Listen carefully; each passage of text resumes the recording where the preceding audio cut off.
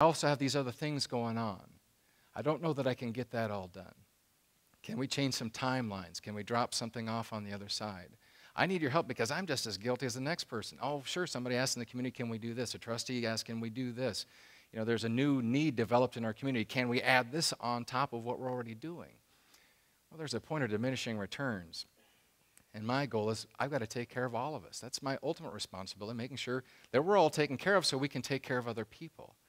I can't do that alone. So we need honesty in that kind of conversation, and I appreciate your help with that. And it is important that we live the full life. This is noble work. For me personally, it's a calling.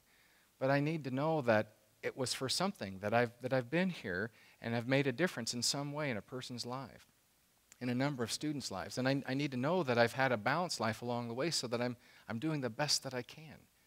If I'm burdened by all this other stuff, I'm not as effective as I'd like to be. So my point here is that we need each other, all right?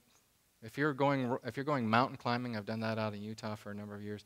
If you're going mountain climbing, you need ropes on you, and you need a partner to be climbing with as well. Don't go this alone, okay? And where you're sitting at right now, you're not alone. You're not. You're absolutely not alone. Your colleagues around you, your friends, people care about you. This is what attracted me to this institution from the very beginning. Let's not lose that spirit of caring and compassion and working together and finding those solutions together. So we travel this road together, whatever hill might be in front of us. See those ropes going on between us? That's what you do when you climb. You have people taking care of you, and if somebody gets in trouble, you've got a rope to be able to help one another. So I think the first message is recognizing we can't do it all. And, you know, the messages you're going to hear from me in just a moment from Lansing and from the Fed aren't a whole lot better. The economy isn't looking the best. We know that. Same song, 15th verse kind of thing. But we were doing pretty well here, right? We're employed. We've got good jobs. We have good quality work that we're doing. It's a noble thing that we all do. So let's acknowledge that, but acknowledge we can't do it all, and we've got to figure it out together. And we cannot do more with less. Someone mentioned that to me a few weeks ago, and I said, we're beyond doing more with less. We're doing less with less. And we need to be real clear and open about that and having discussions. And so we're going to have more and more of that as we travel forward. Last fall, you heard me talk about stopping the madness. During the convocation last fall, I talked about stopping the madness and finding ways, thinking perhaps more strategically about how we can do that. Some of these are not rocket science. You know, setting reasonable deadlines, whatever those deadlines are, and getting them done. Set those deadlines and let's all live by them.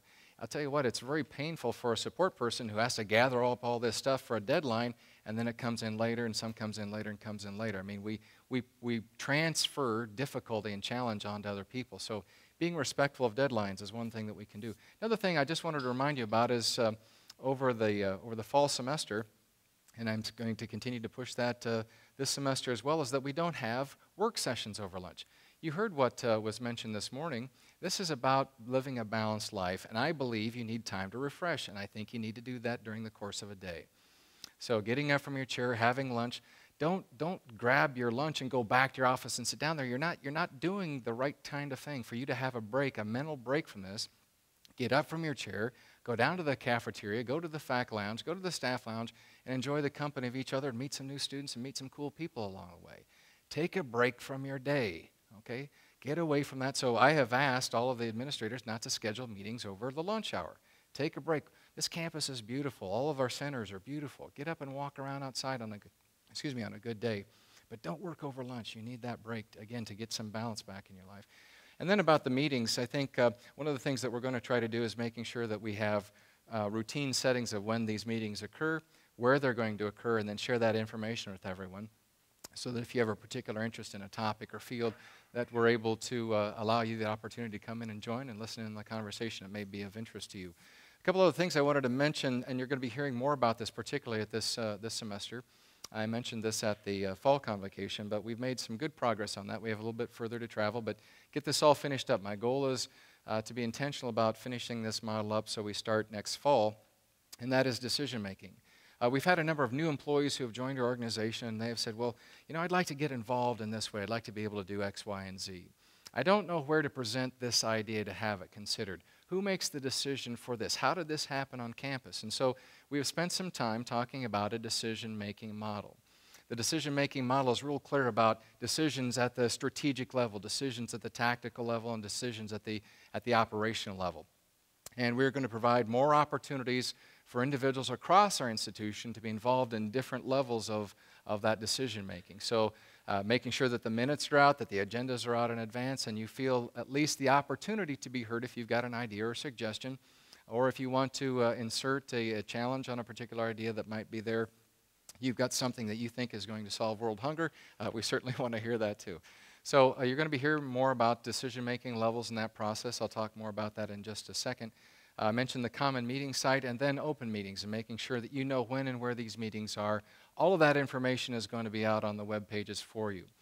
Now, one of the things that I continue to see within the surveys that Valerie sends out for all of our employees, the PACE survey, a point that continues to challenge me a little bit is the fact about communication continues to surface. And I think we've come up with some yet additional ideas that may be of help to you. I'm going to be doing some little kind of YouTube vignettes that I'll be sending out to you to give you a little bit quicker insight on some of the things that are happening. But I also need you to do your part. We have, I think, instituted more communication vehicles and mediums than there were when I first came here. A lot by comparison to other institutions. Osmosis only works in biology, I think. So I'm going to be asking you that you have to do your part. Don't wait for osmosis to communicate what's happening on campus. Know that out on the web there are those communication sites. There's going to be one, and we'll make sure you're all aware of it at this semester, where to go for the agendas, for the minutes, so you're aware of what's happening. And I need you to dial into those opportunities. You could be missing a lot of good stuff about what's happening on campus and some of the directions that we are setting, act of the board, budget setting, and those kinds of things. So I'm going to need you to meet us halfway in that communications conduit. So if you'll do that, I would appreciate that. This is terrible to look at, and but it's going to be on my webpage, and I want you to just recognize the colors and the general lay of it, if nothing else. Another way that we can stop the madness is that I've been pretty intentional, along with the President's Council, of saying, listen, we've got this little island of innovation. We're doing this over here. We're doing this and doing this and doing this. Along the left-hand side, it talks about all the things that are core to our institution, the mission, vision, and values on the top, and our strategic goals, and we've got our AQUIP, our accreditation processes on the left. We've got our action projects that we're working on as part of accreditation. We have our learning college principles that we're bound by here that the board established. And all about CEQUIN. CEQUIN is the Continuous Quality Improvement Network, part of the continuous quality improvement work at the college, and critical performance indicators of the board and how we monitor. And what we've been doing over the last 9 years that I've been with you is to say, how do we align our organization? So rather than having all these things all over, and some of you ask those questions, rightly so. How does this relate to this? Is this tied to this somehow? Gosh, we're doing this, and it seems to be in conflict with this. Well, you are exactly right. And so what we've done is created this alignment document, and special thanks to Diane Fenby for helping us get it all put together through the strategic planning process and the board process, is to say, this is how we are aligned. So that which we undertake and that is financed through the budget, these are the things that we're doing. This is the direction of the college. If you want to know where we are going, this is the document that you need to be paying attention to. A lot of this conversation should be appearing in meetings and minutes across the entire district. This is what you want to be paying attention to. So it's the institutional alignment document, and it shows how things relate, so we avoid the duplication. Stop that madness of doing one thing here and the same thing over here with another group of people. So again, trying to be more efficient as an organization. So it is a decision-making tool that we're working toward. We've got this alignment document. We're trying to stop the madness a little bit and coming up with a decision-making model. This is more of a conceptual thought. So again, kind of mentioning that at the strategic level, I think about the Board of Trustees, I think about the President, I think about the President's planning